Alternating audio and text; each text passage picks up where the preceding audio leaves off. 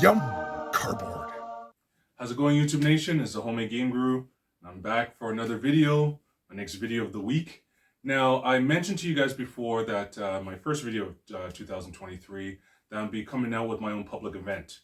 And what I'm doing is I'm making a new giant board game. The last time I did this was in 2009, when I made a world record attempt and actually achieved board game.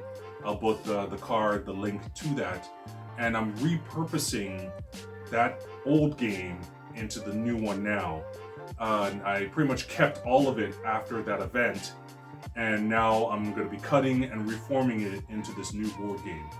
And going forward, all the videos that I'm going to do going forward, doesn't matter if it's crafts or whatever, I want to make sure that it's made with zero waste, as in it's made out of recyclable materials or upcycled materials that even after its use, it could be fully recycled with zero actual landfill waste. So that's the challenge I'm putting on myself.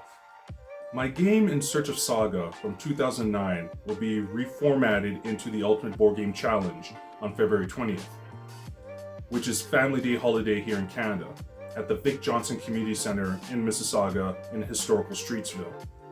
And it will be an open tournament to the public. Basically, the Ultimate Board Game Challenge is made up of 24 individual octagons that form together into a unique layout, into a giant board game that could be connected in an infinite amount of ways. Each space tells players what they need to do to gain a point. Once any player gets to 10 points, they just need to move to the Ultimate Championship space to win. The game is designed to be very easy to play, but it keeps everyone active and competing against each other. I'm doing everything myself. This is my first ever public event, and I am excited yet terrified at the same time. But I also strongly believe that you have to take risks in order to get the rewards you're looking for. You don't know what could be until you make it happen, see what it can be. So that's the way I'm going forward with this. And I'm also happy to share that for the first time, this YouTube channel and my event, the Ultimate Board Game Challenge, has a sponsor. Niagara Falls' premier barbershop, Back Alley Barbershop, and Back Alley Cigars, has decided to jump on board and sponsor this event. If you're into comic books, sports, horror, movies, classic wrestling, classic music, and just pop culture in general, who likes to have a top-notch haircut, or you appreciate a fine cigar and good deep conversations, you have to check out this Niagara Falls, Ontario landmark. You'll be sitting in the same seats as Jimmy Hart, Ron Perlman, Kim Coates, players from the Tampa Bay Lightning. You'll be treated like a celebrity as well. Back Alley Barbershop, the address and website are listed in the description area. Trust me, you will not be disappointed for your trip. So now let me show you how this board game is coming to life from beginning to end and making it outside in a beautifully brutal Canadian winter. These are the original wood boards I used in my 2009 YouTube video for In Search of Saga and successful world record attempt.